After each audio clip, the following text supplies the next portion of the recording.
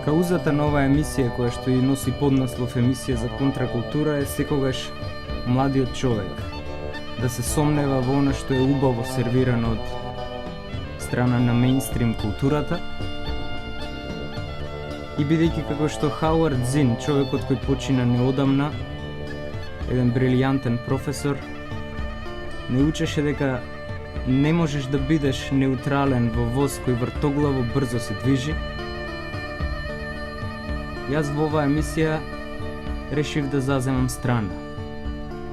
А тоа е страната на непривилегираните и сиромашни, а паметни студенти насекаде во светот, кој преку овој процес на комерцијализација на високото образование едноставно и ладнокрвно се исфрлени од системот.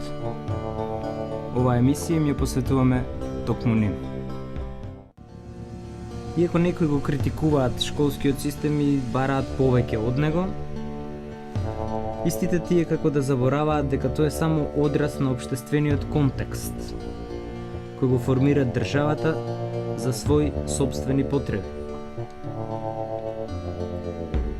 Без излегување надвор од него, и тоа без да дадете жмигавец, без потрага по сопствени патишта, по алтернативни извори на сознание, без креативност, а особено без критичко размислување, нема ниту интелектуален човек, ниту активен граѓанин. Да биде уште потрагично во контекст на реформата на високото образование, денес на европско ниво можеме да зборуваме за сполувен академски капитализам, за маркетизација на образованието, за нешто што е веќе диктирано од пазарните сили или од така нареченото јавно-приватно партнерство во образованието. Ова почитување не е ништо друго, туку продор во јазикот на филозофијата на неолиберализмот. И тоа токму во сферата која тој не треба да ја чепка.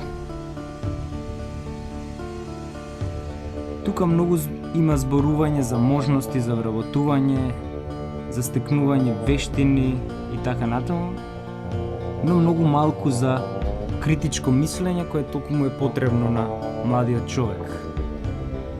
За критика која ќе биде издржана, аргументирана и безобзирна. Безобзирна во таа смисла што ниту ќе се плаши од своите сопствени резултати, а уште помалку ќе се плаши од судирот со постоечките сили. Со претходно опишаното медиокритетско сваќање на универзитетот, нужно се доведуваме да заклучиме дека современото општество и нема некоја голема потреба од филозофи, од социолози, политиколози, антрополози или, например, познавачи на класични јазици. Бидејќи тоа нели гледано од очите на бизнисот е потполно неисплатливо. Така, автономијата на универзитетот, ако и не е ограничена или насочувана од државата или од црквата како во минатото, денес таа се чини управувана од оздола, ама не од главните и непосредни учесници, а тоа се студентите и професорите заедно, туку од бизнисот и бизнисмените. Наместо развивање на интелектуалните, на социјалните или на креативните капацитети на студентите или воопшто на граѓаните, модерниот систем на така наречено европско образование вградува догматизиран систем на вредности, дефинирани директно од економската концепција за профитабилност и од потребите на пазарот на труд и фамозната флексибилност на работна сила. Нам како да ни е потребно радикално да ја напуштиме помодарската практика на така наречена интеракција,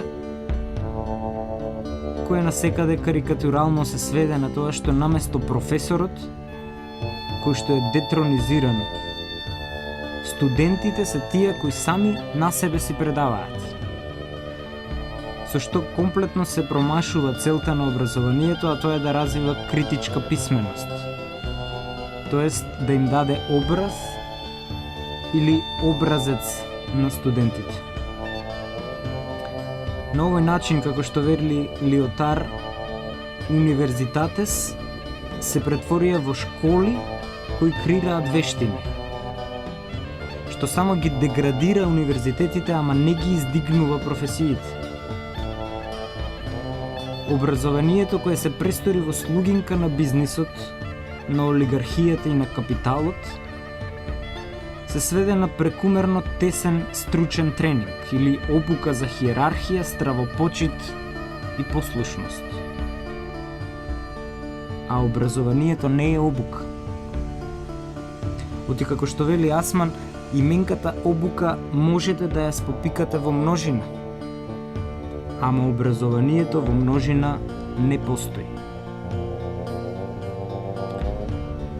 Неодамна во магазинот Time одекна еден бомбастичен наслов "Криза во европското образование". Повод за пишување на ваков текст е тоа што трошоците за студирање во Европа стрмоглаво се зголемуваат, особено во 2009 и оваа 2010 година.